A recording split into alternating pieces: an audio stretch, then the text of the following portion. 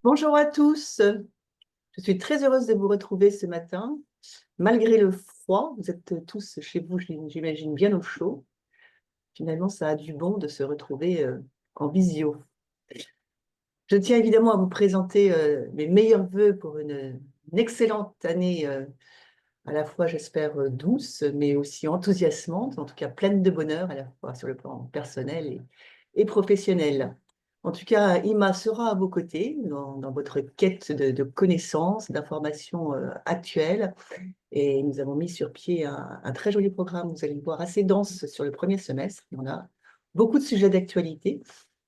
Merci, un grand merci à vous pour votre fidélité et votre engagement dans nos travaux. Dès ce matin, en tout cas, nous démarrons, malgré l'absence de loi de finances, nous n'avons peur de rien, par l'actualité fiscale. Et un grand merci, Eric, d'être parmi nous pour nous faire bénéficier de tes lumières sur cette situation totalement inédite, hein. On démarre une année sans loi de finances. C'est très, très, très inhabituel. Je crois que sous la Ve République, on n'avait jamais vu ça, en fait. Donc, on en reparlera. La semaine prochaine, vous l'avez vu, nous aurons donc le 21 janvier, nous aurons une présentation par l'AMF de son bilan du reporting de durabilité des sociétés cotées. Alors bien sûr, on parle encore de DPEF, de déclaration de performance extra-financière, mais les constats qui seront faits sont encore valables dans le cadre de la CSRD. Donc je vous encourage à vous inscrire sur cette présentation qui sera évidemment intéressante à l'heure où toutes les grandes entreprises sont en train de, de peaufiner leur premier rapport de durabilité. Donc le 21 janvier, et la présentation sera faite par Chloé Vincent de la direction de la régulation et des affaires internationales de l'AMF et Vincent Lédet qui est à la direction des émetteurs et des affaires comptables de l'AMF. Le 28 janvier, nous parlerons d'une autre directive. Ça fait longtemps qu'on en parle, mais nous n'avons jamais eu de présentation véritablement détaillée sur la CS3D, Corporate Sustainability Due Diligence Directive. Alors, elle va être transposée en France dans les mois prochains, en tout cas avant juillet 2026. Elle soulève beaucoup de questions, hein, cette CS3D, et je pense vraiment que ce sera très, très intéressant d'écouter Sarah Bagnon et Juliette Guillou.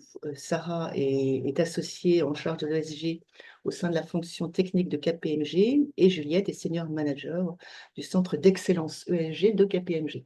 Donc ça, c'est le 28 janvier, CS3D. Encore une fois, c'est une première pour nous, mais ce sera certainement pas la dernière fois que l'on en parle. Au mois de février, on n'a pas encore de date complètement gravée dans le marbre, mais nous parlerons du guide de l'ANC sur la connectivité entre rapports financiers et rapports de durabilité. Nous parlerons de l'arrêté des comptes en normes françaises, tout ça sera au mois de février. Et puis, nous parlerons ensuite au mois de mars de l'EFRAG, de l'audit de durabilité, de taxonomie verte, et puis probablement avec l'AMF de l'actualité, de la direction des enquêtes et des sanctions. Donc, vous verrez un programme vraiment très, très, qui balance à la fois les sujets, un peu d'équilibre entre les sujets financiers et les sujets de durabilité. N'hésitez pas à regarder sur notre site internet l'actualité de ces conférences à venir. Encore une fois, un grand merci de votre fidélité et à venir sur toute l'année 2025. Eric, encore merci aussi de ta fidélité. C'est un rendez-vous annuel. On voit, vous êtes très nombreux à vous inscrire et merci aussi. Tu vas nous parler donc de loi de finances en absence de loi de finances. C'est ça, Mais aussi beaucoup la de... non-loi de finances. Confirme, c'est bien une situation assez inédite. Oui, ah bah oui, parce que depuis 1979, on n'avait jamais eu cette situation. En 79, de mémoire, le Conseil constitutionnel avait retoqué la loi de finances parce que le volet dépenses avait été accepté, enfin voté avant le volet recettes. Donc c'était des raisons techniques, mais tout début janvier, il y avait déjà eu un collectif budgétaire d'adopter. Là, on est dans une situation où on est mi-janvier et on n'a rien. Alors bon, bah déjà, bonne année à toutes et à tous. On va quand même vous parler un petit peu parce qu'on est au cœur du réacteur là, hein. Vous savez, cet après-midi, il y a le discours de politique générale François Bayrou. Et demain, normalement, on va en parler, il est inscrit au programme du Sénat de reprendre l'examen du projet de loi de finances pour 2025 Barnier. C'est-à-dire qu'en fait, le choix qui a été fait par le gouvernement Bayrou, ça a été pour des raisons d'efficacité et de temps, d'essayer d'avoir un budget définitif voté pour mi-février. Et donc, on repart en fait du projet Barnier, mais dans sa mouture, projet Barnier présenté en Conseil des ministres initialement, sans tenir compte bon, de l'examen devant l'Assemblée nationale, dont on rappelle d'ailleurs que de toute façon le volet recettes avait été rejeté par l'Assemblée nationale. Et on repart du projet Barnier tel que discuté, non pas voté, le terme était peut-être, voilà, parce que le Sénat n'avait pas voté sur le texte, mais tel que discuté au Sénat et sans doute avec les amendements qui avaient été poussés par le gouvernement. Alors évidemment, la question que beaucoup se posent, c'est est-ce qu'on pourra y faire figurer d'autres mesures, puisqu'on entend beaucoup parler ici ou là, dans le cadre d'un éventuel compromis pour faire voter le budget la gauche modérée, d'un relèvement de la fiscalité du patrimoine, notamment d'un relèvement du prélèvement forfaitaire unique, la flat tax de 30 à 33 ou 35 voire même, on évoque beaucoup le remplacement de l'impôt de solidarité sur, enfin, de l'impôt de fortune sur la fortune immobilière par un ISF qui reviendrait au goût du jour. C'était un projet qui avait été porté d'ailleurs par le MoDem, ou alors voire même la taxe sur les grosses fortunes, puisqu'on a une proposition de loi inspirée de la taxe Zuckman qui a été déposée sur le bureau de l'Assemblée nationale la semaine dernière pour les patrimoines supérieurs à 100 millions d'euros.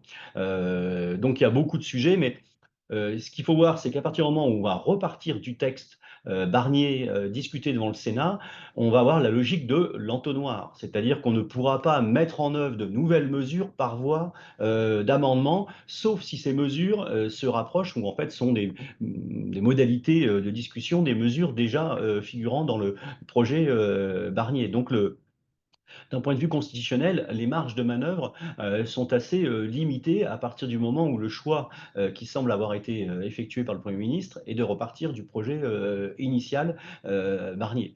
Après, c'est pour ça que j'ai fait le choix ici, compte tenu de la situation dans laquelle on est au jour d'aujourd'hui, de vous rappeler quelles étaient les principales mesures qui figuraient dans le projet de loi de finances Barnier, à adapter bien sûr compte tenu de l'absence ou pas, on va en parler, de rétroactivité.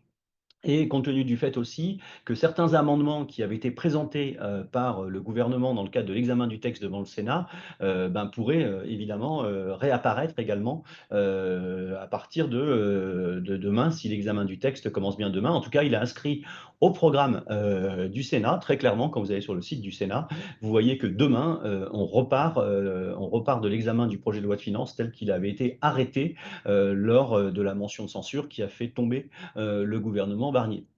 Bon, alors après, évidemment, hein, même si le texte suit son chemin devant le Sénat, après, il va revenir devant l'Assemblée nationale et on va sans doute assister, au même scénario que celui auquel on avait assisté dans le cadre de l'examen du texte à l'Assemblée nationale, avec de multiples amendements qui auront pour effet de faire peur à tout le monde, mais qui vraisemblablement seront rejetés. Et tout se jouera ensuite en commission mixte paritaire et dans le Sénat. Bon, est-ce qu'il y aura un recours au 49.3? Enfin, là, on est vraiment dans la science-fiction. On ne sait pas ce qui va se passer. Est-ce que le gouvernement Bayrou lui-même tombera sur une motion de censure dans le cadre du vote définitif du projet de loi de finances en février prochain? Bon, là, on voit bien qu'il essaye de trouver des accords sur le centre-gauche et sur le centre-droit. Maintenant, voilà. On va se contenter de la vision fiscale des choses.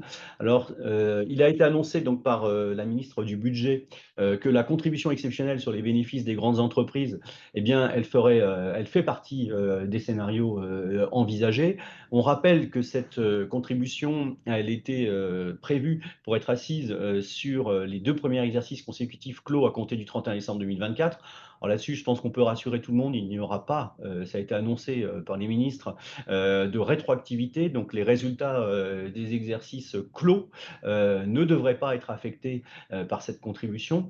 Et pour permettre aux finances publiques d'être allégé de 8 milliards d'euros sur l'année 2025, on devrait vraisemblablement se situer dans un scénario qui était probable, à savoir l'exigibilité d'un acompte sur les résultats, par exemple, des exercices clos au 31 décembre 2024, qui seraient payés selon différents scénarios, soit en 4 fois, soit en une fois, par les grandes entreprises concernées sur l'année 2025, avec une régularisation ensuite sur la base des résultats des exercices clos le 31 décembre 2025, du moins pour les entreprises dont l'exercice coïncide avec l'année civile.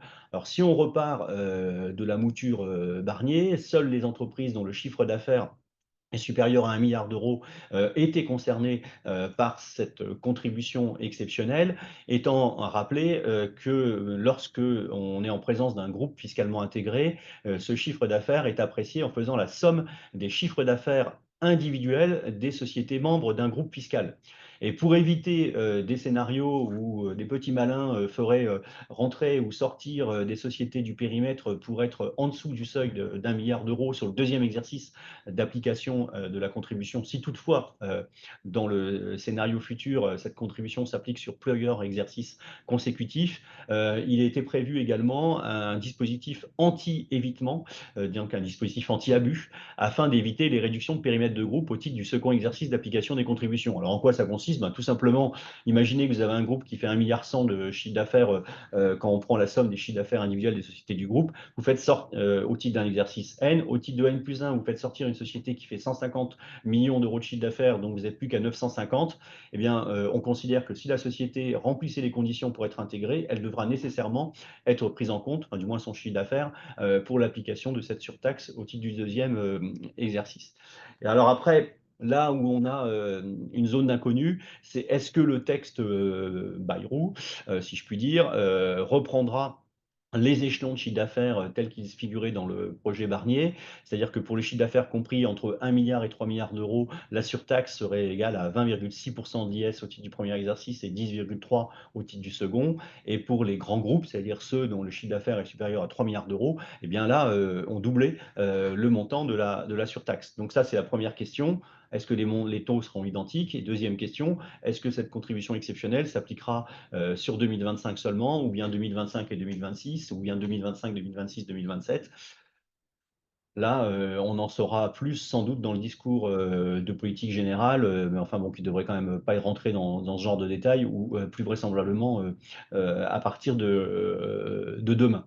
En tout état de cause, pour les groupes qui ont déjà arrêté leurs comptes, je pense qu'il n'y aura pas lieu de modifier les comptes de l'exercice clos le 31 décembre 2024. Alors évidemment, euh, quand cette surtaxe sera adoptée, si elle l'est, eh bien, se posera la question également de l'impact sur les impôts différés, hein, puisqu'il faudra réévaluer les impôts différés actifs et passifs selon les situations de retournement sur les exercices considérés par ces contributions exceptionnelles, dont le rendement était quand même prévu comme étant significatif, hein, puisque 8 milliards d'euros, c'est quand même pas négligeable.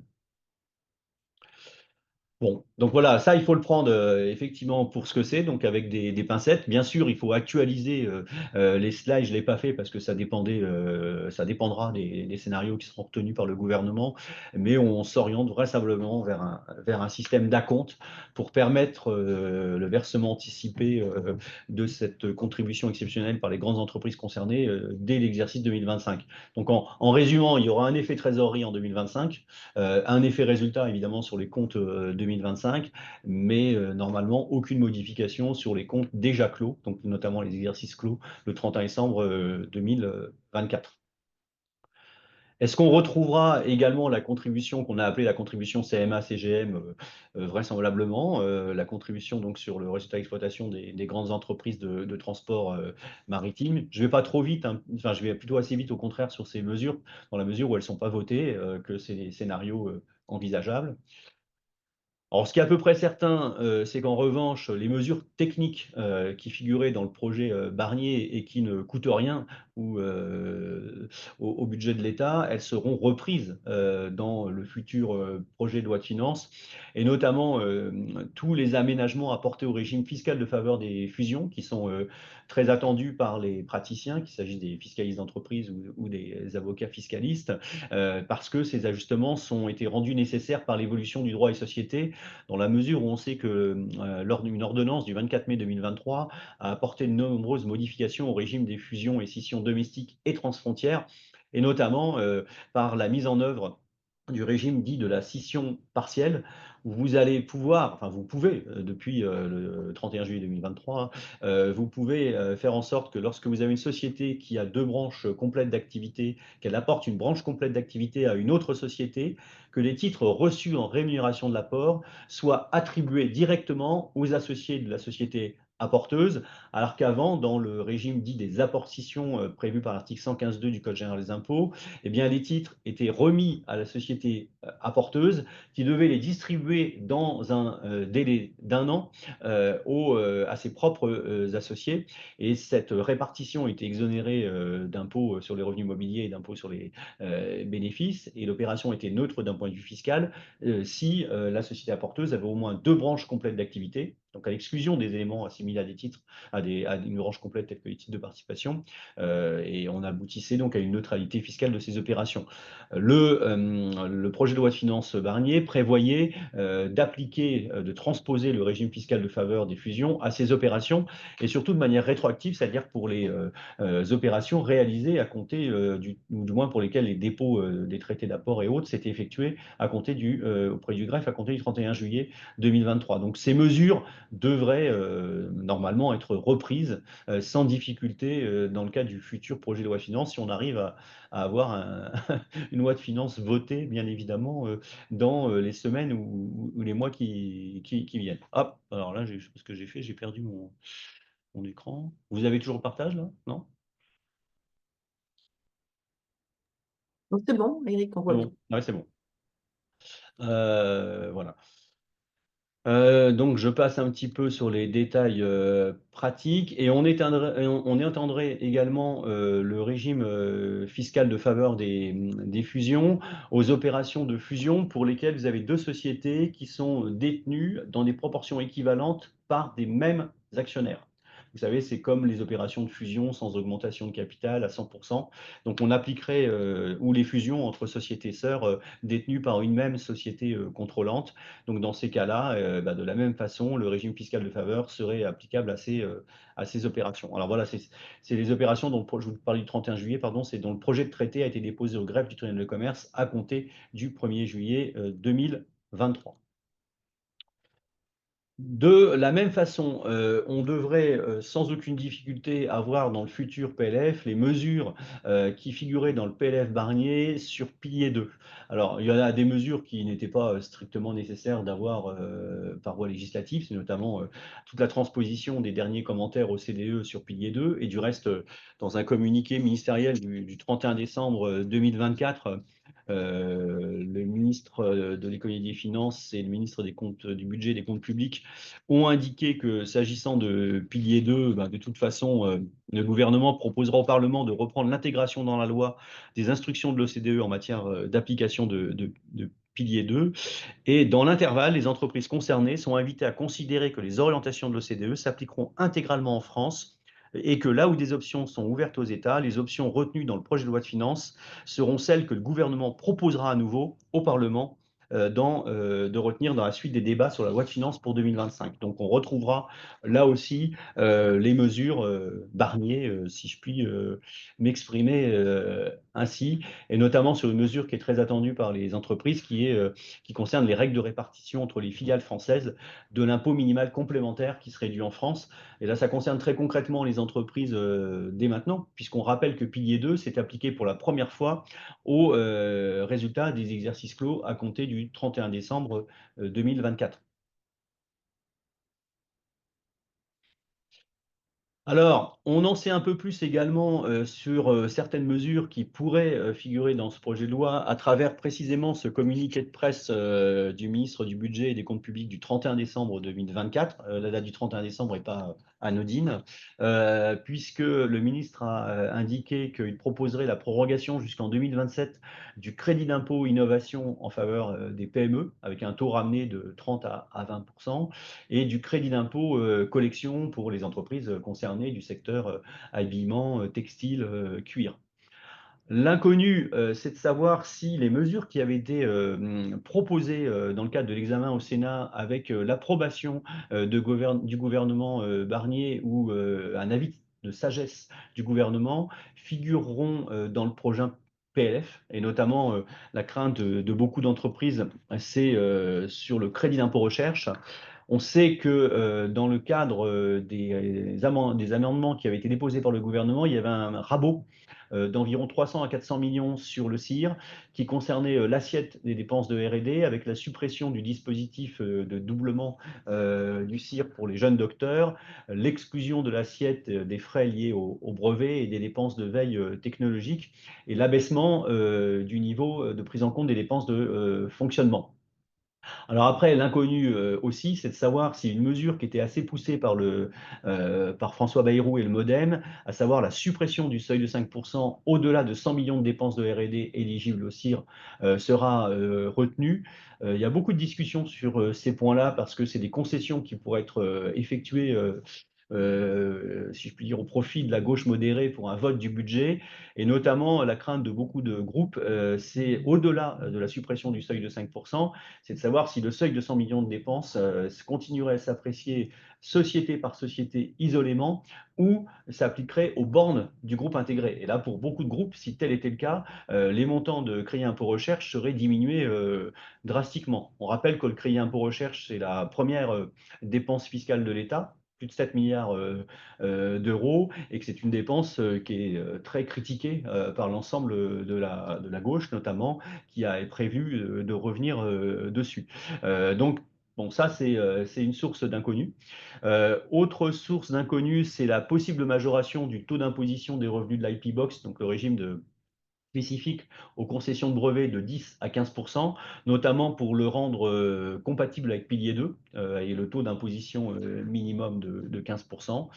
Et puis enfin, on a une mesure technique qui devrait retrouver sa place dans le budget Bayrou, si je puis dire, dans la loi de finances, qui est une mesure qui figurait déjà devant le Sénat dans le cadre d'un amendement qui avait été proposé avec l'accord du gouvernement, qui est l'élargissement de la notion de subvention publique qui doit être déduite de l'assiette du CIR, notamment pour contrer une décision du Conseil d'État qui a été rendue au cours de l'année 2023 et qui considérait que devait s'entendre comme des subventions publiques à déduire de l'assiette du CIR les seules subventions versées par des personnes morales de droit public. On étendrait cette déduction de l'assiette aux subventions versées par les personnes morales de droit privé chargées d'une mission de service public, donc ce qui est beaucoup plus large puisque ça permettrait notamment de sécuriser du point de vue de l'administration fiscale et notamment de déduire de l'assiette du CIR toutes les subventions versées par BPI France. Donc on verra quelle suite sera donnée à ces mesures également. Devrait également, sans trop de surprise, puisque ça a été annoncé là aussi par la ministre du Budget, on devrait retrouver la suppression enfin le report, plus exactement, de la suppression de la CVAE. Alors ça, c'est une saga, c'est mieux qu'une série Netflix, hein. Rappelons, CVAE diminue de moitié en 2021. 2023, on prévoyait la suppression de la CVAE à compter de 2024. Finalement, la loi de finances pour 2024 prévoit un abaissement progressif sur 3 années. Le PLF propose de décaler de 3 ans cette suppression qui interviendrait entre 2028 et 2030. Et puis, faute de PLF en fin d'année, on est toujours normalement dans la suppression à compter de 2024. Donc, on devrait réintroduire la CVAE pour les exercices 2025 et 2027, vraisemblablement selon le calendrier tel qu'il était prévu par le projet par le projet Barnier. Alors, un petit rappel tout de même, Sonia, hein, sauf erreur de ma part, pour les exercices ouverts à compter du 1er janvier 2025, on a maintenant l'entrée en vigueur de la nouvelle réglementation comptable sur la modernisation des états financiers et notamment la réduction à peau de chagrin, hein, si j'ai bien compris, de la notion de résultat exceptionnel. Euh, de sorte que finalement, comme la CVAE est calquée sur la réglementation comptable, cette réglementation comptable pourra avoir une influence à la baisse ou à la hausse selon les sociétés concernées sur le montant de la CVAE résiduelle si celle-ci est maintenue, ce qui est probable pour les exercices 28, 29 et 30. La taxe sur les rachats d'actions, là aussi, il a été annoncé par les ministres du budget et des finances qu'elle serait maintenue. C'est-à-dire que vraisemblablement, le texte qu'on avait dans le cadre du projet de loi de finances présenté par Michel Barnier se retrouvera dans le cadre de la loi de finances future, si toutefois elle est votée, hein. On rappelle que ce texte a été extrêmement chahuté à l'Assemblée nationale et au Sénat, puisqu'au départ, le projet était somme toute modéré. Il visait à instaurer une taxe sur les réductions de capital consécutives à l'annulation des actions rachetées par les grandes entreprises qui réalisent un chiffre d'affaires individuel ou consolidé supérieur à 1 milliard d'euros. Et là, le chiffre d'affaires est apprécié d'une manière totalement différente que pour la contribution exceptionnelle sur les bénéfices, puisqu'on fait référence à un chiffre d'affaires au sens de l'établissement des comptes consolidés. Et le taux de la taxe, il était prévu qu'il s'élevait à 8% du montant des réductions de capital et d'une fraction des primes liées au capital réalisées à compter du 1er mars 2024. Et puis, tant devant l'Assemblée nationale que devant le Sénat, le texte a été profondément remodelé. Alors, ce qui nous intéresse, c'est plutôt la version Sénat.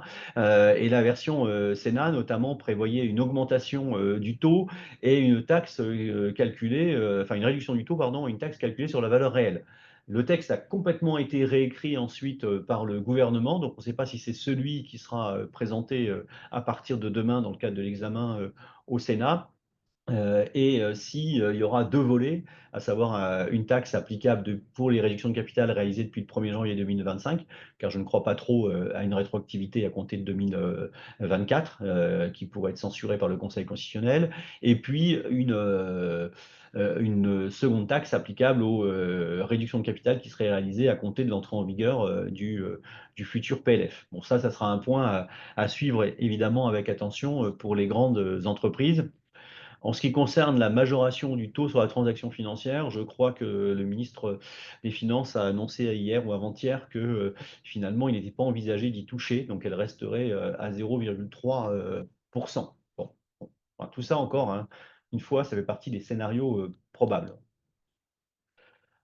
Alors, ce qui est intéressant également, c'est qu'il y a deux mesures très emblématiques qui avaient été poussées dans le cadre de l'examen au Sénat, devant le Sénat, du projet de loi de finances Barnier, qui était d'une part la réintroduction de la neutralisation pour les besoins de la taxe sur le salaire des opérations intragroupes réalisées au sein du groupe TVA, afin de favoriser l'entrée des groupes industriels dans le régime du groupe TVA. Parce qu'en effet, lorsque ce régime des groupes TVA a été mis en œuvre, on s'est rendu compte qu'aujourd'hui, il y a 200, 250 groupes qui ont opté. Ce sont essentiellement des groupes financiers ou d'assurance ou des groupes de cliniques privées pour lesquels la majeure partie de la TVA n'est pas récupérable, de sorte que tous les flux intra-groupes créent des rémanences au regard de la TVA et de la TVA non déductible. Mais par contre, dès lors qu'au sein d'un groupe TVA, on est réputé avoir qu'un seul assujetti, l'assujetti unique, toutes les opérations qui sont réalisées au sein du groupe TVA entre les différentes sociétés ou entités qui le composent sont réputées augmenter quelque part le montant de la taxe sur les salaires, dès lors, pour les groupes industriels en tout cas, dès lors que ces sommes ne figurent pas dans le prorata, si je puis dire comme ça, ou le contre-prorata TVA, pour simplifier les choses, hein. Et il était prévu dans le cadre de la loi de financement de la sécurité sociale pour 2024, qui avait été censurée sur ce point par le Conseil constitutionnel, de prévoir de favoriser l'entrée dans les groupes TVA des groupes industriels en neutralisant toutes ces opérations intra-groupes pour éviter ce ressaut de taxes sur les salaires et ce surcoût de taxes sur les salaires possible pour les groupes industriels qui n'y étaient pas soumis. Donc, on avait prévu la réintroduction de cette mesure et on peut supposer qu'elle figurera également dans le prochain projet de loi de finances. Et puis, deuxième point très important, évidemment, ça intéresse le microcosme du capital investissement notamment, c'est les management packages qui font l'objet de redressements très importants de la part de l'administration fiscale depuis les décisions du Conseil d'État du 13 juillet 2021, puisque l'administration fiscale considère schématiquement que tous les mécanismes qui ont pour objet ou pour effet de finalement rétrocéder une partie des gains des investisseurs financiers aux dirigeants ou aux cadres dirigeants dans les sociétés qui font l'objet de LBO, MBO ou autres, sont considérés comme des traitements et salaires à partir du moment où il y a un effet ratchet qui donne un gain qui aboutit à donner un gain supérieur au rendement des actions ordinaires.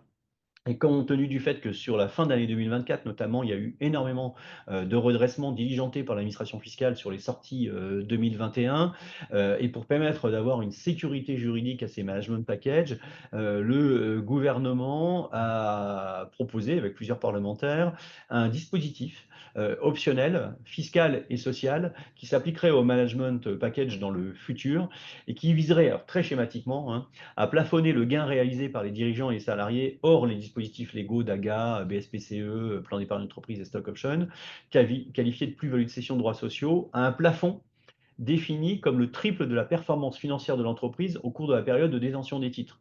Donc, en d'autres termes, tout ce qui n'excède pas le triple de cette performance serait considéré comme de la plus-value, soumise à la flat tax de 30 ou un taux supérieur, le cas échéant, si ce taux est augmenté de 30%, et l'excédent serait imposé en tant que traitement et salaire, si toutefois les intéressés optent pour ce régime. S'ils n'optent pas, ben, il y a le risque de requalification, évidemment, par l'administration fiscale et le contentieux qui s'ensuit.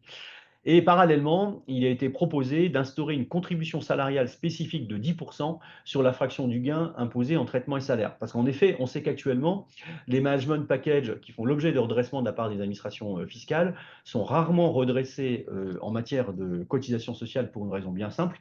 C'est que l'administration fiscale, généralement, elle redresse à la fin de la troisième année qui suit la réalisation du gain de cession. Et donc, il est trop tard à ce moment-là pour les URSSAF de redresser. Parce que les URSSAF sont liés par le délai de reprise de 3 ans. Mais si l'administration redressait plus tôt et qu'elle communiquait aux URSSAF plus tôt, eh bien les URSSAF auraient la possibilité aussi, et il paraît qu'il y a de plus en plus de dossiers, nous, au cabinet, on n'en a pas, mais qui font l'objet de redressement en matière non seulement d'impôt sur le revenu des bénéficiaires, mais également de cotisations salariales et patronales pour les entreprises qui allouent ces rémunérations jugées comme des rémunérations complémentaires imposables en qualité de traitement et salaire. Donc ça, évidemment, c'est un point qui est énormément suivi par la place pour savoir si cet amendement serait réintroduit dans le projet Bayrou. Voilà, je suis allé vite hein, sur cette partie parce qu'on est plutôt dans un scénario de science-fiction aujourd'hui. On en saura évidemment beaucoup plus cet après-midi et demain sur les contours ben, du futur budget. Étant rappelé tout de même hein, qu'il ne suffit pas que le budget soit présenté, il faudra passer le cap de la possible motion de censure qui sera à nouveau déposée lors du vote définitif du texte. A priori, mi-février, c'est le calendrier cible retenu par le Premier ministre, mais il en parlera cet après-midi lors de son discours de politique générale et on sera plus précisément fixé. Alors maintenant, je reviens sur un terrain plus balisé, puisque c'est le terrain de l'actualité fiscale nationale et internationale qui est cette fois-ci derrière nous, puisque je vais vous commenter certaines décisions de jurisprudence ou Alors, je ne sais pas s'il y avait des questions sur la première partie ou Sonia, on les reporte tous en fin d'intervention. Ouais. Donc sur cette deuxième partie, on a fait le choix de revenir sur certaines décisions de jurisprudence ou de commentaires de l'administration fiscale qui ont émaillé l'année 2024. Alors, plusieurs thématiques ont retenu notre attention, sachant que comme tous les ans, il a fallu faire une sélection, hein, bien entendu, puisqu'on ne peut pas traiter de tous les sujets. Et on a le premier thème, c'est les titres de participation, qui est toujours un sujet de fort frottement entre l'administration fiscale et les contribuables. Alors pourquoi? Ben, on le sait, les titres de participation, lorsqu'ils sont détenus depuis plus de 2 ans, les plus-values sont imposées selon un régime extrêmement favorable, jugeront certains. On a appelé ça la niche Copé assez bizarrement, alors que bon, c'est pas vraiment une niche puisque c'est un régime d'imposition qui est proche de celui qu'on retrouve dans beaucoup de pays de l'Union européenne, considérant que lorsque des titres de participation sont détenus depuis au moins 2 ans, eh bien, la plus-value réputée à long terme est soumise à un taux d'imposition de 0%, mais on doit rapporter au résultat imposable au taux de droit commun une quote-part de frais et charges actuellement fixée à 12%, de sorte que si on prend le taux d'impôt actuel de 25%, l'imposition effective des plus-values à long terme sur cession de titres de participation est de l'ordre de 3 ou 4%, tandis que l'imposition des plus-values sur les titres de placement bah, est effectuée au taux normal de l'impôt sur les sociétés de 25%, majoré évidemment des contributions additionnelles. Donc là où on a une zone de frottement importante entre l'administration fiscale et les contribuables, c'est sur les titres qui sont classés en titres de participation d'un point de vue comptable, mais qui représentent une faible part du capital de la société émettrice. Et ce ne sont pas des situations rares. Ce ne sont pas des situations rares. L'exemple qui vous est présenté ici à l'écran concerne la détention des parts de sociétés, enfin des actions en l'occurrence, de sociétés qui exploitent un laboratoire d'analyse médicale, puisqu'il s'agissait d'une situation d'un des praticiens qui détenait les actions de cette CELAS à travers elle-même une CELARL unipersonnelle.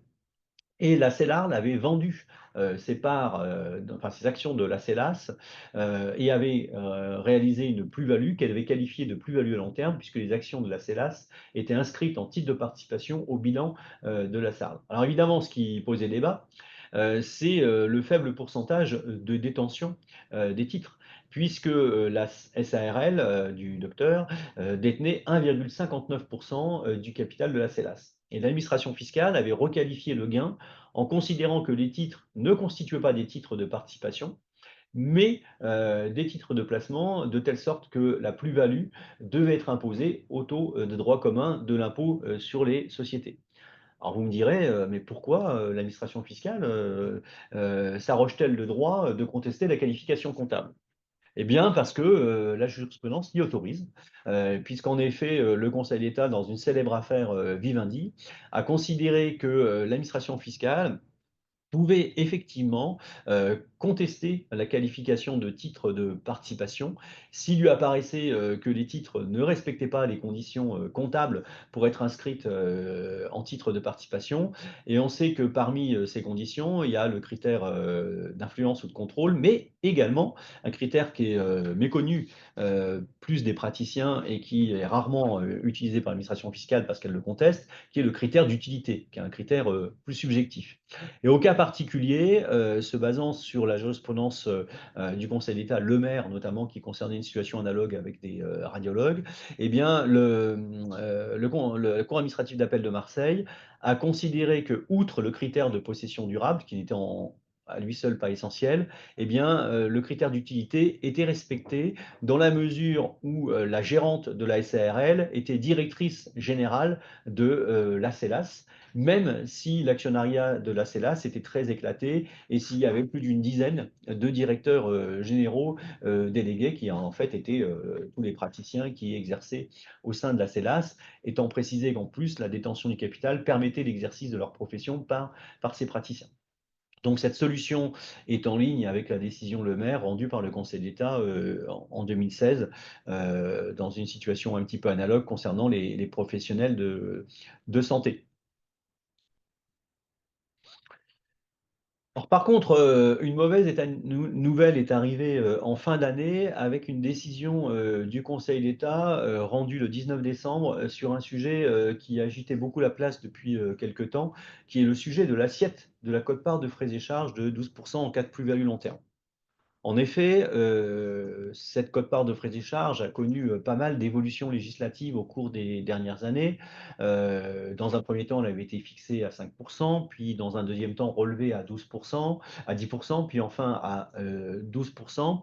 Et surtout, le législateur avait également considéré que cette quote-part devait être réintégré au résultat fiscal, au taux de droit commun des sociétés qui cèdent des titres de participation détenus depuis plus de 2 ans qui réalisent une plus-value, lorsque, au titre de l'exercice considéré, il apparaît qu'il y a une plus-value nette à long terme, même en présence de moins-value.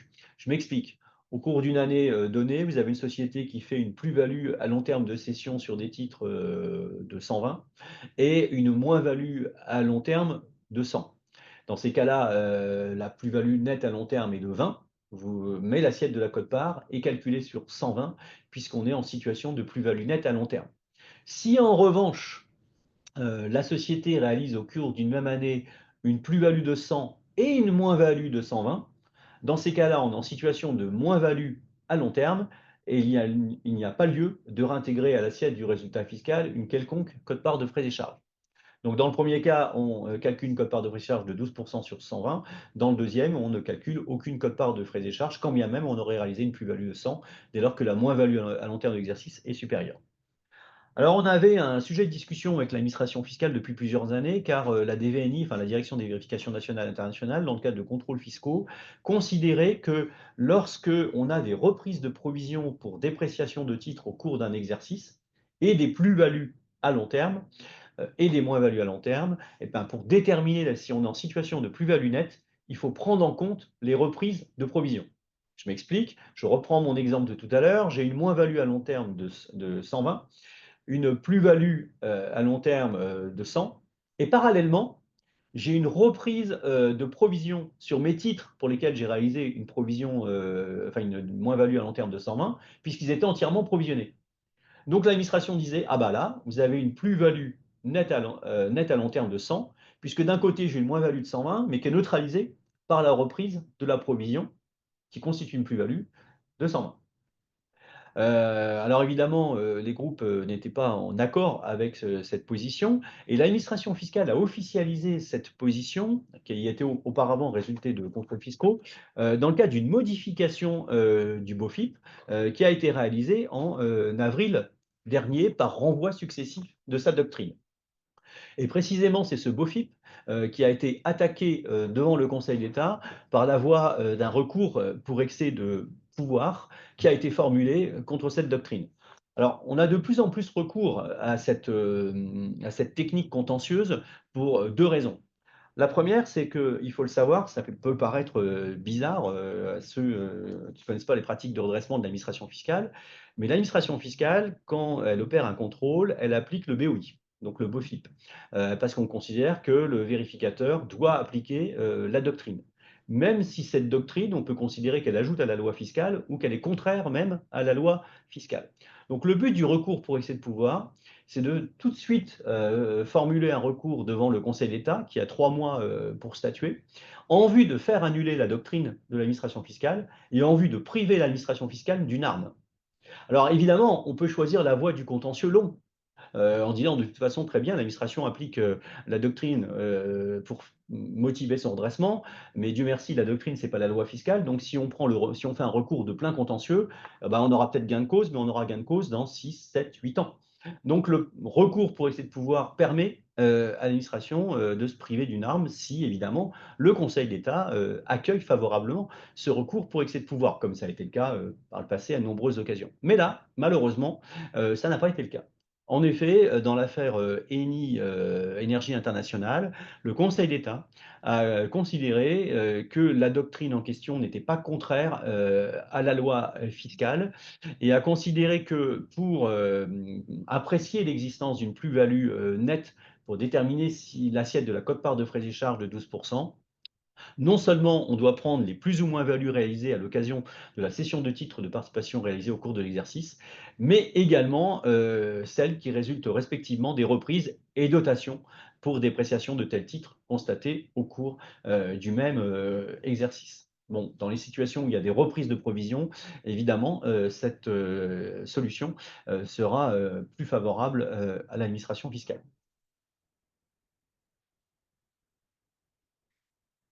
Autre décision du Conseil d'État qui a été rendue en fin d'année 2024, elle considère, enfin elle concerne à nouveau un avatar de la fameuse affaire Carmignac, pour laquelle ben, des poursuites au pénal ont été closes par la conclusion d'une convention judiciaire d'intérêt public ratifiée au niveau juridictionnel. Mais il restait un pendant de contentieux concernant les personnes physiques qui étaient en fait les dirigeants du groupe Carmignac. Alors je rappelle, parce que tout le monde n'est peut-être pas familiarisé avec ce schéma qui a été très abondamment commenté dans la presse économique et financière il y a plusieurs années. Mais en fait, le groupe en question avait organisé un système de rémunération indirecte des dirigeants en mettant en place des sociétés luxembourgeoises qui étaient détenues par ces dirigeants directement ou indirectement via leur société holding. Et ces sociétés luxembourgeoises bénéficiaient de rémunération, de commissions au titre de la promotion commerciale à l'international des fonds du groupe Carmignac. Et en fait, ensuite, on recyclait les produits donc, qui étaient faiblement imposés au Luxembourg en dividendes qui étaient soumis au régime Murphy dans les holdings des dirigeants du groupe lorsque les sociétés luxembourgeoises distribuaient ces produits nets aux sociétés holding et patrimoniales des dirigeants. L'administration fiscale avait vu dans ce schéma un schéma répréhensible sous l'angle de la procédure de l'abus de droit fiscal, considérant que les sociétés en question n'avaient pas de substance et que le seul objectif de ce schéma était de recycler des produits normalement imposables au taux de droit commun dans la catégorie des traitements et salaires en dividendes Murphy du chef des sociétés qui les percevaient. Sachant qu'après, bah, les résultats pouvaient être appréhendés sous une forme ou une autre par les dirigeants. Et assez curieusement, ce volet-là n'avait pas fait l'objet d'un accord entre l'administration fiscale et les dirigeants en question. Donc c'est arrivé jusque devant le Conseil d'État. Et une des motivations principales, assez curieuse, je dois le dire, qui avait été mise en avant par les dirigeants en question et leurs conseils, c'était de considérer que le schéma n'avait pas un but exclusivement fiscal, puisqu'il avait également permis de réduire les charges sociales afférentes aux revenus en question. Alors évidemment, ça n'a pas beaucoup attendri le Conseil d'État, qui a dit qu'on ne pouvait pas se prévaloir du motif que ce schéma avait également permis de réduire les charges sociales afférentes à ces revenus pour justifier le but non exclusivement fiscal, dès lors que l'objectif était d'échapper à une partie de l'impôt et que surtout, bien ces sociétés, à l'examen des faits, hein, qui étaient soumis aux magistrats, ne disposaient pas de substance pour mener l'activité de promotion à l'international des fonds en question. Elles étaient dépourvues, selon les juges du fond, de personnel et de moyens suffisants.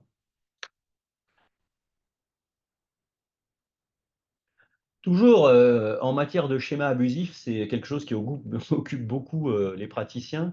On a eu une illustration extrêmement intéressante par le Conseil d'État du recours par l'administration à la procédure, l'abus de droit fiscal, dans des schémas d'optimisation dits de debt push-down, qui consiste lorsque bah, vous achetez un groupe à optimiser la localisation de la dette financière pour permettre la déduction d'intérêts financiers dans les pays où il y a un peu plus de résultats taxables, ou lorsque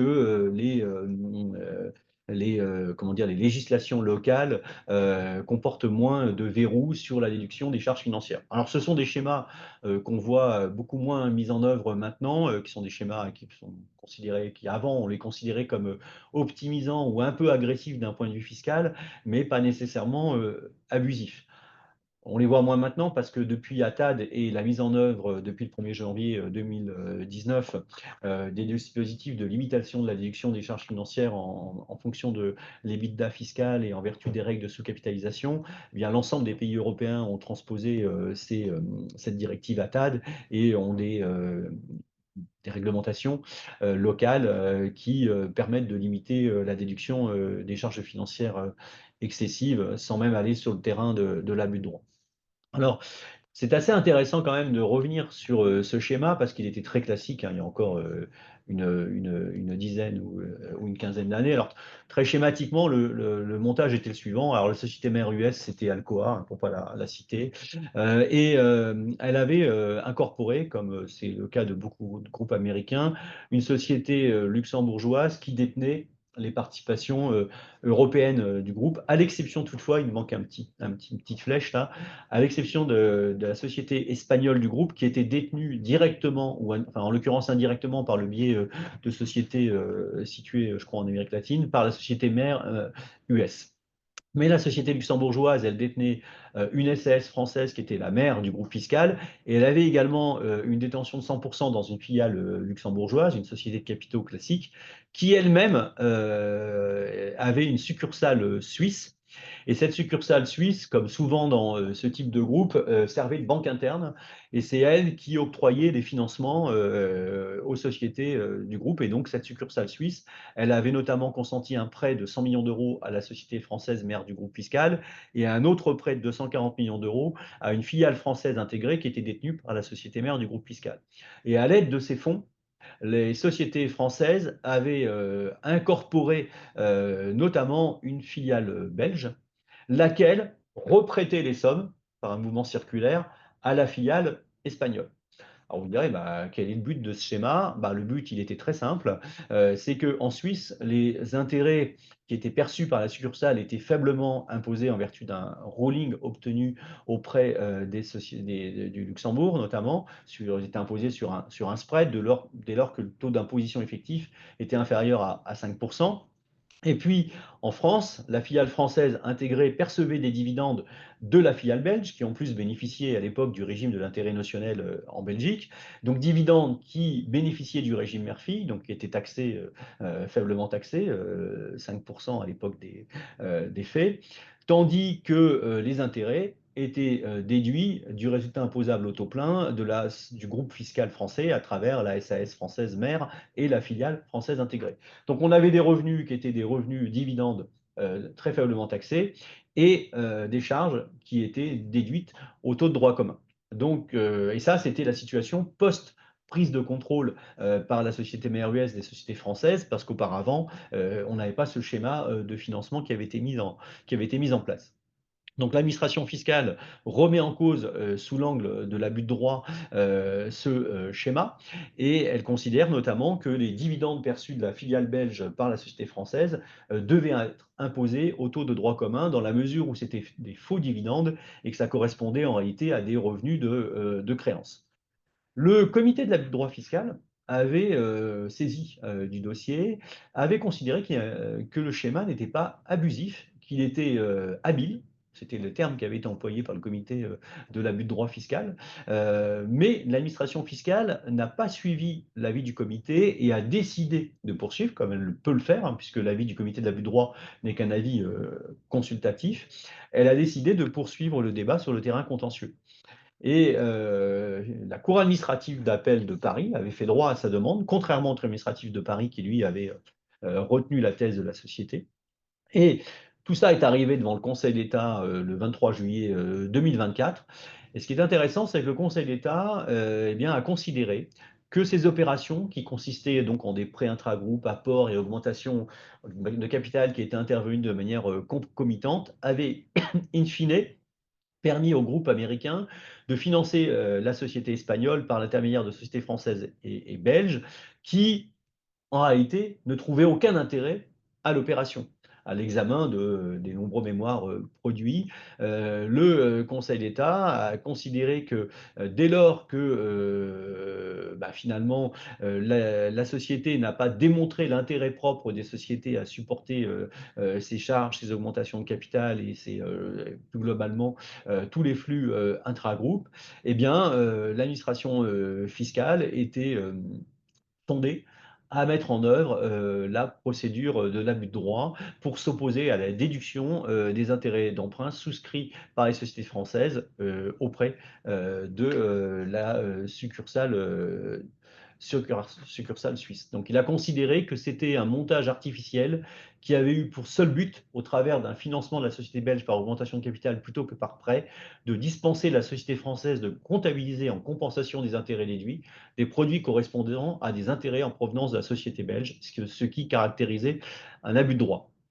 Alors j'ai choisi de vous parler de cette décision parce qu'elle est intéressante, parce qu'elle est emblématique de l'évolution en fait à la fois des réglementations locales, mais également de l'évolution de la jurisprudence du Conseil d'État ces dernières années, aussi sous influence de la Cour de justice de l'Union européenne, qui n'hésite plus à sanctionner des schémas qui paraissaient à l'époque effectivement un petit peu agressifs fiscalement ou optimisants, mais en tout cas pas abusifs.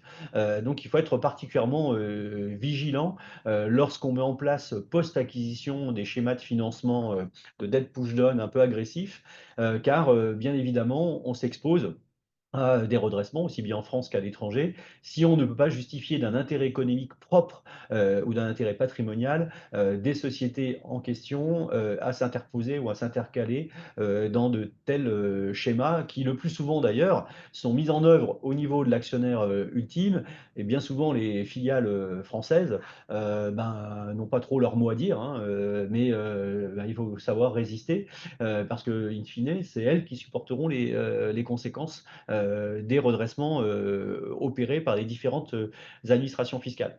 Et on retrouve ce type de redressement dans d'autres pays. On en a un exemple récent avec les Pays-Bas. Et la Cour de justice de l'Union européenne a d'ailleurs précisé sa jurisprudence antérieure et a considéré à propos d'une affaire similaire à l'affaire Aomet que lorsqu'une dette est considérée comme constituant un montage purement artificiel ou faisant partie d'un tel montage, même si la dette a été contractée à des conditions de pleine concurrence et sur le montant des intérêts qui a été déduit par les sociétés participant au schéma de financement ne dépasse pas celui qui aurait été convenu entre les entreprises indépendantes, donc selon un principe arm's length, eh bien, la déduction totale des intérêts doit être refusée. C'est une décision de la Cour de justice du 4 octobre 2024. Donc, il convient d'être vigilant sur les schémas de financement intra-groupe qui sont très regardés par les autorités fiscales. Le Conseil d'État a refusé le 28 juin dernier de transmettre au Conseil constitutionnel une question prioritaire de constitutionnalité sur le fait que dans le régime, là aussi, de déduction des intérêts, les praticiens le savent, on distingue selon que les sommes sont prêtées par des associés majoritaires ou qui contrôlent en droit ou en fait la société emprunteuse ou des associés minoritaires. En effet, lorsque les associés qui prêtent les sommes contrôlent en droit ou en fait, soit directement, soit via une action de concert avec d'autres actionnaires, la société emprunteuse, on peut faire la démonstration que les intérêts dus par la société emprunteuse, s'ils excèdent le taux fiscalement déductible, peuvent être néanmoins déduits si le taux appliqué est un taux de marché, donc avec tous les benchmarks qui vont bien. En revanche, si les associés prêteurs sont des associés minoritaires, par exemple des associés personnes physiques à l'occasion des crédits vendeurs ou des fonds d'investissement minoritaires et qui n'exercent pas un contrôle de fait à travers le pacte sur la société emprunteuse, eh bien là, on est borné par le taux fiscalement déductible. Et donc, il y a eu un contentieux qui s'est développé ces dernières années pour essayer de faire dire que cette règle qui vise à traiter enfin qui aboutit plutôt à traiter plus défavorablement du point de vue de la société emprunteuse les intérêts dus auprès d'associés minoritaires par rapport aux actionnaires contrôlants est contraire à la Constitution puisqu'elle aboutit à une inégalité de la charge devant l'impôt.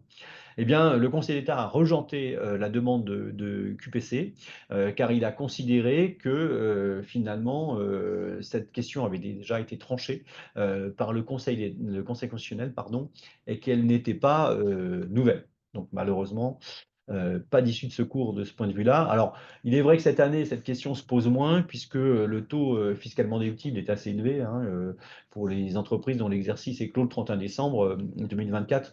Le taux fiscalement déductible est de 5,75%. Sur les années considérées, les taux étaient beaucoup plus faibles que les taux de marché. Dans un tout autre domaine, puisque je vois que le temps avance un petit peu, eh bien, j'ai également choisi de revenir sur une décision assez intéressante. C'est une des rares décisions de plénière du Conseil d'État rendue au cours de l'année 2024. Elle concernait une situation un peu atypique, mais elle me donne l'occasion de faire le point sur la distinction entre les erreurs rectifiables et les décisions de gestion et les erreurs non rectifiables. C'est un sujet dont on se pose souvent la question de savoir, mais est-ce qu'une entreprise, lorsqu'elle se rend compte qu'elle a commis une erreur pour la détermination de son résultat imposable, est-ce qu'elle peut réparer cette erreur ou est-ce qu'au contraire, alors soit dans le délai de réclamation, si elle est encore dans les réclamations, soit par voie de réclamation contentieuse, ou est-ce qu'au contraire, cette erreur n'est pas réparable, soit parce qu'en réalité il ne s'agit pas d'une erreur, mais d'une décision de gestion opposable, soit parce qu'il s'agit d'une erreur volontaire. La jurisprudence du Conseil d'État est fixée comme suit. Si une société prend une décision de gestion, cette décision de gestion, par exemple, décision de gestion, eh bien de considérer que vous optez pour l'étalement des frais d'émission d'emprunt au lieu de leur déduction immédiate au plan fiscal, vous suivez la règle comptable, c'est une décision de gestion opposable, vous ne pouvez pas revenir dessus. Si par contre vous faites une erreur, vous vous rendez compte, pour la détermination de votre résultat imposable, vous avez commis une erreur comptable ou fiscale. Est-ce qu'elle est rectifiable? Eh bien, la jurisprudence du Conseil d'État aboutit à distinguer les erreurs involontaires, qui sont rectifiables, soit dans les réclamations, si on est encore dedans, soit par voie de réclamation contentieuse, si évidemment les délais sont encore ouverts, des erreurs volontaires qui sont opposables à la société et qui ne peuvent pas être réparées par celle-ci. Dans l'espèce qui était soumise au Conseil d'État, il s'agissait d'une entreprise qui avait inscrit au passif de son bilan une dette à l'égard d'un de ses associés, mais au lieu d'inscrire comme créancier l'associé en question, elle avait inscrit au passif du bilan une société qui n'était pas la titulaire de la créance. Pourquoi? Pour des raisons qui tenaient notamment au fait que l'associé de la structure ne souhaitait pas que l'administration puisse réintégrer la créance en question à l'actif de son ISF. Je crois que c'était ça le sujet. Et donc, mais elle avait bien une dette. Elle avait bien une dette à l'égard de cet associé qu'elle devait rembourser. L'administration fiscale avait considéré qu'en masquant délibérément l'identité du vrai créancier, la société avait commis une erreur volontaire et elle a considéré que, à hauteur de cette dette devait être réputée fictive en quelque sorte et qu'il y avait lieu de constater une variation d'actifs nets imposable, considérant que la dette n'existait pas. Et elle avait en outre appliqué les pénalités pour majoration, manquement délibéré de 40%. Donc la question qui était posée au Conseil d'État, c'est de savoir, mais finalement, qu'est-ce que je dois privilégier? Et je dois privilégier la fraude ou le montage où la société avait falsifié l'identité du vrai créancier, ou bien de considérer que dans un principe de réalisme du droit fiscal, bah, la société avait quand même une dette qu'elle devait rembourser et qu'on ne pouvait pas effacer cette dette tout simplement parce qu'une erreur volontaire avait été commise. Eh bien, le Conseil d'État a jugé que l'absence de comptabilisation de la dette avec l'identité de son créancier réel, dès lors qu'elle résultait d'une erreur délibérée de la société, était une omission volontaire opposable au contribuable et non rectifiable. Alors là, il résulte de l'examen des faits de l'espèce que manifestement l'erreur avait été volontaire, mais dans certaines situations, c'est pas toujours évident de considérer que l'erreur est volontaire ou involontaire, même si les montants sont significatifs. Donc C'est un sujet qui va sans doute entraîner beaucoup de discussions avec les autorités fiscales encore. Autre point, sur un autre sujet cette fois-ci, mais toujours en matière de BICIS, l'administration fiscale a publié une batterie, de rescrits, ces dernières semaines. Il y a eu une série du mois de novembre et là il y a eu une série, également la semaine dernière. Alors il y en a un qui nous a paru intéressant, c'est sur la déduction des sanctions pécuniaires et des pénalités, dans la mesure où l'article 39.2 du code général des impôts est très large, notamment depuis qu'il a été modifié il y a plusieurs années. Et il prévoit que toutes les sanctions pécuniaires et pénalités de toute nature qui sont mises à la charge des contrevenants à des obligations légales ne sont pas admises en déduction du résultat imposable. On le sait, puisque le Conseil d'État avait tranché le point, les sanctions pécuniaires qui sont mises en place, qui sont mises en œuvre par l'autorité des marchés financiers et la commission des sanctions font partie des sanctions pécuniaires et pénalités de toute nature qui ne sont pas admises en déduction du résultat imposable. Mais qu'en est-il des sanctions qui sont infligées par l'AMF dans le cadre d'une transaction avec l'entreprise contrevenante, dans le cadre de la composition administrative de l'AMF? C'est-à-dire qu'avant, la procédure et le volet sanctions. Eh bien, l'administration fiscale vient de préciser que selon elle, ces sanctions ne sont pas plus déductibles du bénéfice imposable que les sanctions pécuniaires infligées par l'AMF dans le cadre de la procédure répressive. Donc, on n'a pas de gain fiscal, en tout cas, à transiger dans le cadre de la composition administrative avec l'AMF que d'aller au volet contentieux. Enfin, selon l'administration fiscale, il y aura peut-être des contentieux devant les juridictions, mais que ce n'est pas une position qui engage le juge de l'impôt.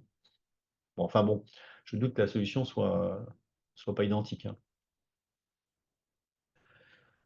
Alors on en vient à un volet maintenant extrêmement important qui fait appel aux règles fiscales, mais également aux règles comptables. Et on y reviendra très certainement encore au cours des années à venir, puisque la question qui est posée, c'est une question classique. C'est le sort de la moins-value d'annulation des titres qui est constaté en cas de capitalisation d'une société filiale, suivie, alors, en l'espèce, on va parler des fusions, des TUP et des liquidations amiables, mais il y a aussi le cas des cessions. En effet, on a un dispositif redoutable depuis maintenant 12 ans, enfin 15 ans, 13 ans même, qui est l'article 39 quater decies 2 bis du Code général des impôts. Cet article, il prévoit que lorsque on réalise une augmentation de capital d'une filiale,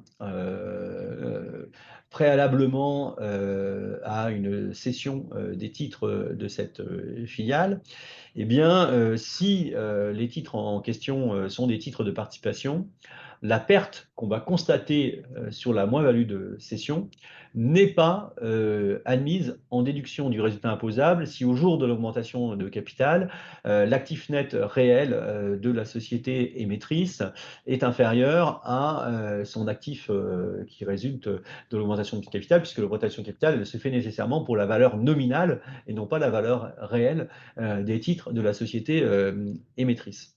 Et ce dispositif, en fait, il trouve son pendant dans l'article 39.13 du Code général des impôts, qui interdit la déduction, depuis 2012 également, des aides à caractère financier ou plus généralement des aides autres qu'à caractère commercial consenties à une société. Je réserve le cas des sociétés en difficulté qui font l'objet d'une procédure collective, d'une procédure de conciliation, d'une procédure de redressement ou de liquidation, pour lesquelles on peut toujours faire application de l'ancienne règle en fonction de la situation nette positive ou négative de la filiale en question.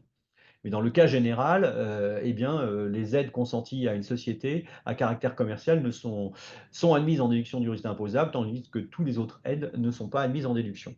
Donc, pour éviter qu'on aboutisse au même résultat via une recapitalisation suivie d'une cession, qui quelque part peut aboutir, peut être considéré comme analogue à un abandon de créance précédant une cession, eh bien l'article 39 quater decies de bis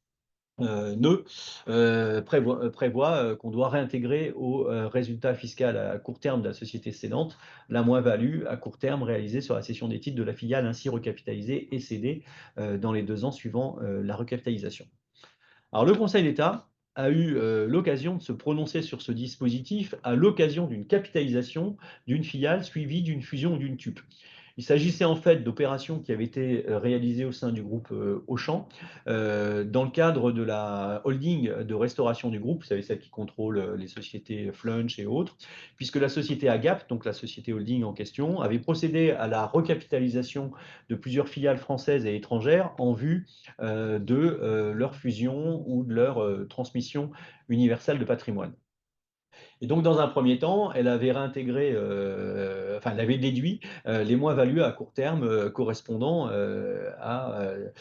au titre ainsi annulé, au motif, d'une part, que la fusion n'était pas une cession, et puis d'autre part, au cours du débat contentieux, elle a considéré que les titres des sociétés en question devaient être considérés comme des titres de placement et non pas des titres de participation, puisque le dispositif de l'article 39 quater des sièges de bis s'applique au titre de participation, mais pas au titre de placement.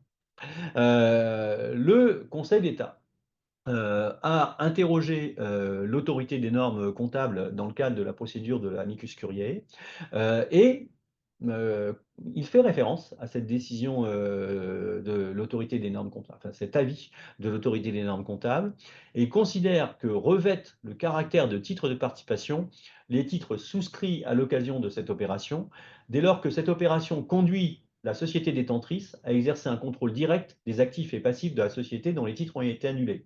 En effet, ben, imaginons que j'ai la société Agap qui détient une filiale Flunch Tchécoslovaquie, elle-même détient des actifs et passifs. Ben, à l'issue de l'opération de dissolution sans liquidation, c'est Agap qui se retrouve à directement détenir et à exercer le contrôle des actifs et passifs de la société intermédiaire dissoute sans liquidation.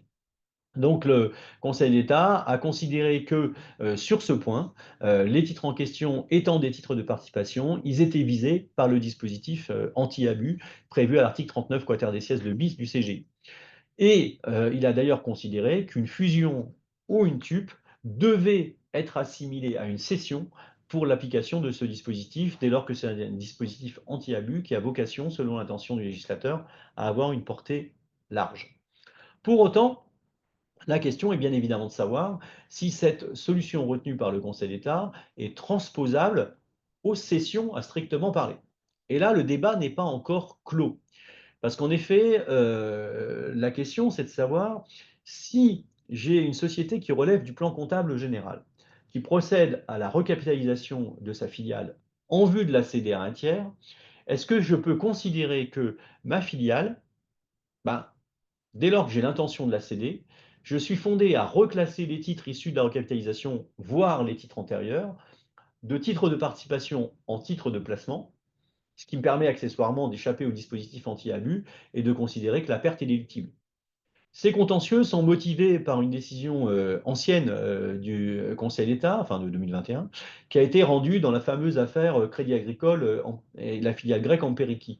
Puisqu'en effet, à l'occasion de ce litige, le Crédit Agricole avait inscrit les titres de sa filiale grecque qui étaient destinés à être cédés à un tiers, mais qui devaient faire l'objet d'une recapitalisation préalable, hein, comme c'est très fréquent en la matière. L'acheteur, lui, il veut que les capitaux propres de la société qu'il achète sont restaurés avant la cession. Eh bien, le Crédit Agricole avait reclassé les titres issus de la recapitalisation, enfin, avait classé les titres en titres de placement, alors que les titres antérieur, donc souscrit à l'origine ou à l'occasion d'opérations d'augmentation de capital antérieures, avait été inscrit en titre de placement. Et le Conseil d'État, après là aussi avoir interrogé l'autorité des normes comptables, a considéré que sur le fondement de la réglementation propre aux établissements du secteur des établissements de crédit, eh bien, autoriser des établissements de crédit à avoir des titres d'une même société émettrice qui pouvaient être comptabilisés pour certains en titre de participation, pour d'autres en titre de placement ou équivalent. Mais il a rendu cette décision sous l'empire de la réglementation comptable propre aux établissements de crédit. Et l'administration fiscale, dans sa doctrine, a entendu circonscrire la portée de cette décision aux sociétés relevant du plan spécifique aux entreprises bancaires. Mais bien évidemment, tout le monde s'est engouffré dans la brèche et bon nombre d'entreprises qui relèvent du plan comptable général ont engagé des contentieux, soit par voie de réclamation, soit dans le cadre de la détermination de leurs résultats de l'exercice redressé par l'administration fiscale en cas de contrôle, sur ce terrain. Alors, Plusieurs tribunaux administratifs ont déjà statué sur ce point et ils ont refusé d'étendre la jurisprudence Crédit Agricole en cas de cession. Il s'agit du théâtre de Châlons-Champagne et plus récemment du théâtre de Montreuil dans l'affaire Shiseido Europe. Mais pour autant, quand on lit avec attention les conclusions de la rapporteure publique, c'est Ingebis ou l'affaire Agap, elle évoque le sujet. Elle dit qu'effectivement, ce point devra être tranché par l'autorité des normes comptables, à savoir, est-ce que en cas de recapitalisation suivie d'une cession, si la société qui recapitalise sa filiale a la volonté de céder les titres et recapitalise en vue d'une cession, est-ce qu'elle est fondée à comptabiliser les titres issus de la recapitalisation en titres de placement et non pas en titres de participation, quand bien même les titres antérieurs avaient été classés en titres de participation. Bien, cette question est donc réservée par le Conseil d'État à une position qui sera prise par l'autorité des normes comptables. Et dans le cas de ces conclusions, la rapporteure publique indique que des travaux devraient être menés par l'autorité des normes comptables. Alors, je ne sais pas, Sonia, ou si quelqu'un dans le panel a des informations sur ce sujet, ce sera peut-être intéressant de partager à la fin de cette présentation. Nous En en tout cas, parlerons, je pense, au cours de la prochaine ou- conférence sur ou- les normes françaises. ah bah voilà, bah ça sera intéressant. Alors si je peux être invité, ça m'intéresse.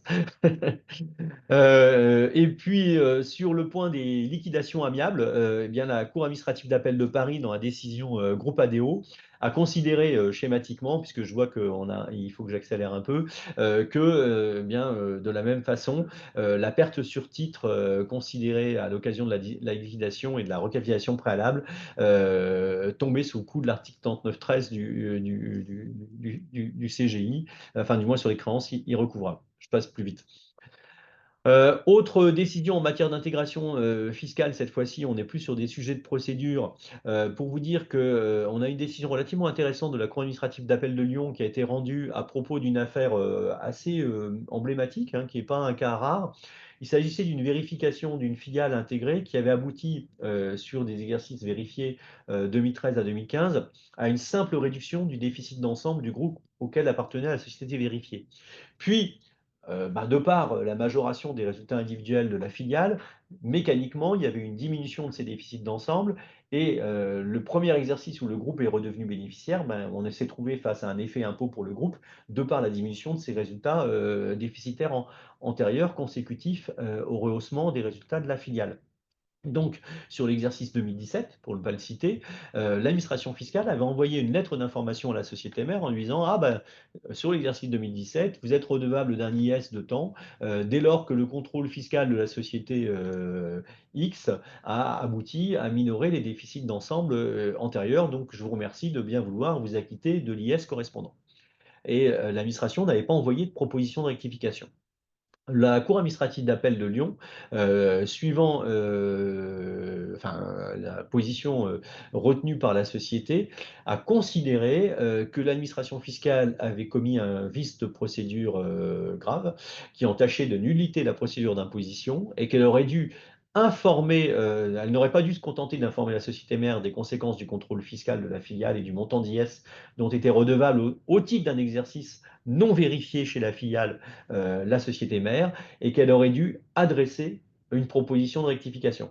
Alors moi j'ai eu plusieurs cas comme ça en fin d'année et maintenant l'administration a changé son fusil d'épaule et elle envoie des propositions de rectification à la société mère en pareille situation et non plus des simples lettres d'information. Toujours pour aller un petit peu vite, sachez que le Conseil d'État dans l'affaire HSBC PLC French Branch a également appliqué sa jurisprudence antérieure VICA ou Accord sur le délai spécial de réclamation et la tunnelisation des crédits d'impôt, à savoir que dans un groupe intégré, quand bien même c'est la société mère qui est seule redevable de l'IS dû sur le résultat de l'ensemble, le délai spécial de réclamation ne peut profiter qu'aux sociétés qui ont elles-mêmes fait l'objet de la vérification de comptabilité et de la procédure de redressement contradictoire sur les exercices vérifiés. Le délai spécial de réclamation, hein, c'est un principe d'égalité des armes. Si une société fait l'objet, par exemple, d'un contrôle fiscal sur les exercices, mettons, avant le 31 décembre 2024, vous faites l'objet d'une proposition de rectification sur les exercices 21, 22, 23, en théorie, Le délai de réclamation fait que vous ne pouvez plus réclamer sur l'exercice 2021 si vous vous rendez compte qu'il y a une erreur qui n'a pas été réparée par l'administration fiscale. Et vous pouvez, jusqu'au 31 décembre 2027, déposer une réclamation contentieuse en vue de faire rectifier l'erreur commise sur l'exercice 2021, dès lors que l'administration fiscale a adressé une proposition de rectification en 2024 selon une procédure contradictoire et qu'elle a notifié les redressements sur ces exercices contrôlés. Est-ce qu'on peut étendre ce cas au cas de la société mère pour des contrôles fiscaux des filiales? Oui, mais pas sur des erreurs commises pour la détermination du résultat d'ensemble lorsque ces erreurs ne proviennent pas des résultats fiscaux des filiales contrôlées. C'est schématiquement la solution retenue par le Conseil d'État et qui vaut également pour la prise en compte de crédits d'impôt qui n'auraient pas été pris en compte initialement. Bon, je passe peut-être là sur ces majorations-là. Je voulais également que vous ayez à jour la liste des États et territoires non coopératifs à date, aussi bien dans la liste française que dans la liste de l'Union européenne qui a été publiée le 8 octobre 2024. Alors bon, si on accepte évidemment la Russie, on voit quand même que c'est plus des destinations exotiques et de vacances que des pays ou des États où véritablement on a l'habitude d'avoir des filiales ou des établissements qui ont une vocation industrielle ou commerciale.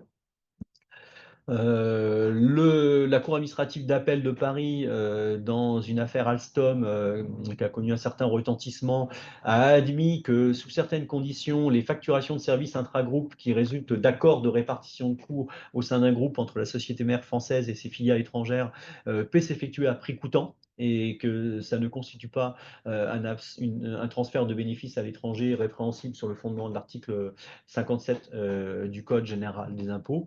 Donc c'est une décision qui peut être utile dans certaines situations. On sait que jusqu'à présent, on était protégé par le groupe fiscal parce que dans un groupe fiscal, la loi fiscale, là, pour le coup, nous autorise à effectuer des prestations de services au sein d'un groupe pour une valeur comprise entre le prix de revient du service et la valeur réelle du service.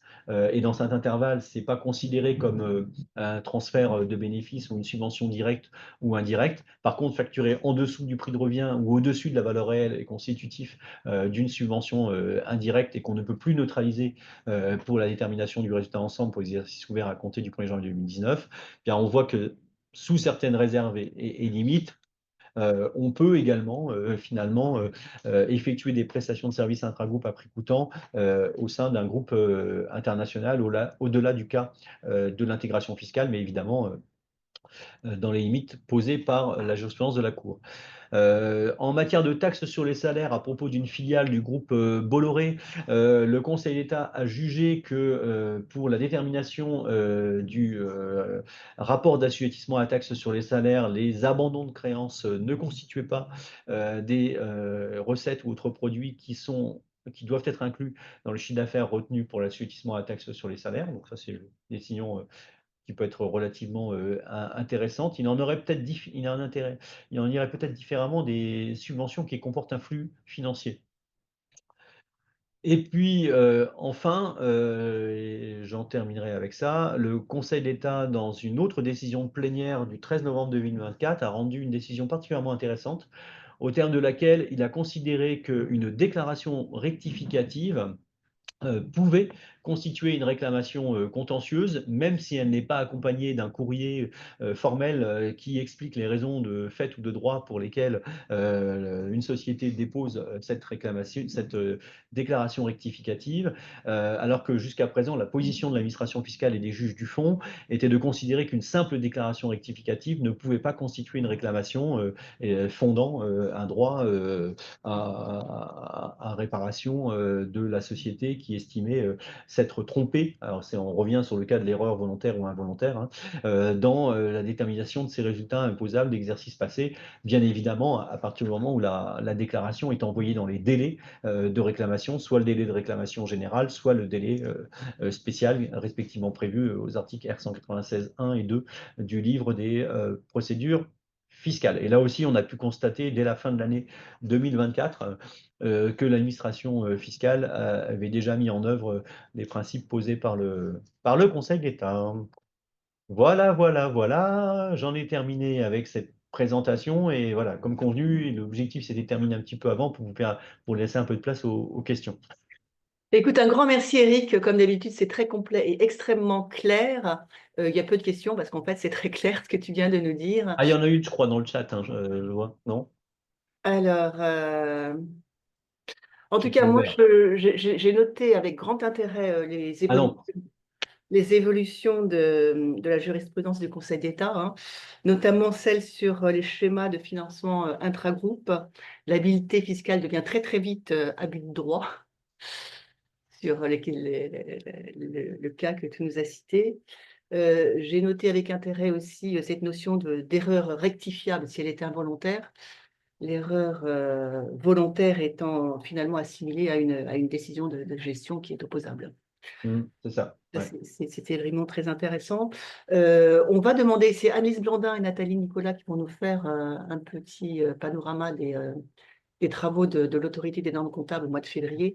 Donc, on leur posera la question hein, sur Sur les titres de la participation, oui, parce vérité. que c'est Oui. intéressant, c'est un sujet qui concerne beaucoup de groupes, parce que la différence d'imposition entre titres de participation et titres de placement est tellement énorme, et elle va s'accroître avec la contribution exceptionnelle, que c'est un sujet qui entraîne beaucoup de frottements entre l'administration fiscale et les contribuables concernés, notamment lorsqu'on est ces zones où on a moins de 5% des détentions du capital, parce qu'au-delà de 5%, j'ai oublié de le préciser, mais on est protégé par la qualification fiscale de titre de participation ou même si on a des titres qu'on a inscrits à un autre compte du titre de bilan, hein, TIAP ou valeur mobilière de placement, on peut les inscrire à une subdivision spéciale, titre ouvrant droit au régime des plus-values à long terme. Mais par contre, pour tous les titres pour lesquels on a une détention inférieure à 5%, l'administration fiscale, elle ne reconnaît pas dans les faits le critère d'utilité. Elle considère que c'est les critères d'influence ou de contrôle qui doivent prédominer. Et donc, elle a tendance à requalifier les plus-values en produits taxables au taux de droit commun. Oui, oui, non, c'est sûr que c'est une très grande question qui nous agite depuis plus d'une dizaine d'années hein, maintenant. Oui, oui, clairement. Ouais. Ouais. On va leur demander de nous faire un petit point là-dessus. Effectivement, je crois que ce sera intéressant pour tout le monde. Peut-être peut-on revenir quand même un instant sur le sujet du jour, Oui. la loi de finances, fantôme pour le moment. Alors, on a compris qu'a priori, on n'aurait pas de rétroactivité, hein, Mm. notamment pour ce qui concerne la contribution exceptionnelle pour les grandes entreprises. Euh, bon, le risque semble assez ténu, si je comprends ce que tu nous dis. Bah, après, on a quand même un point, Sonia, c'est que moi, le gouvernement a annoncé qu'il ne voulait pas aller vers une rétroactivité pour éviter une censure du Conseil constitutionnel. Maintenant, dans le cadre du réexamen du texte dans l'Assemblée nationale, je pense que, évidemment, il y a certains parlementaires, et on voit à peu près d'où ils peuvent surgir, qui déposeront des amendements pour essayer d'avoir des textes rétroactifs. Mais maintenant, est-ce qu'ils seront retenus par le gouvernement? Ça, c'est un autre point. Hmm. Bon, ensuite, on parle d'acompte. Donc, tu en as parlé pour les grandes entreprises. Hein, clairement, sur 2025, il y aura Mm. certainement des acomptes à verser, à régulariser en fin d'année. Quid des personnes physiques? On n'a pas trop parlé. Alors, les personnes physiques, c'est intéressant parce que effectivement, on n'en a pas trop parlé. On le voit aujourd'hui, enfin depuis quelques jours, il y a beaucoup de tractations, comme je le disais, avec la gauche hors LFI, pour essayer d'avoir un consensus sur le vote du budget. Et on voit bien que, il y a une tentation, notamment pour donner des gages, d'augmenter la fiscalité sur les particuliers, donc à travers la flat tax. On parle d'un relèvement possible du taux de 30 à 33 ou 35% et la réintroduction de l'ISF. Mais à mon avis, ça ne peut pas se faire dans le cadre du PLF actuel. Parce que c'est des mesures qui ne figuraient pas dans le projet Barnier. Et à partir du moment où on a fait le choix de repartir du texte Barnier, il y aura un risque que ces mesures, s'ils sont introduites, soient annulées par le Conseil constitutionnel. C'est pour ça qu'on voit de plus en plus poindre dans Oui, c'est la logique de l'entonnoir, en fait. Hein. Et donc, c'est pour ça qu'on voit de plus en plus poindre des propos sur une possible, dès que le budget sera adopté, s'il l'est, une possible loi de finances rectificative qui suivra ce budget pour introduire ces mesures. Mais bon, on verra dans le discours de politique générale cet après-midi, on aura sans doute un peu plus d'indications.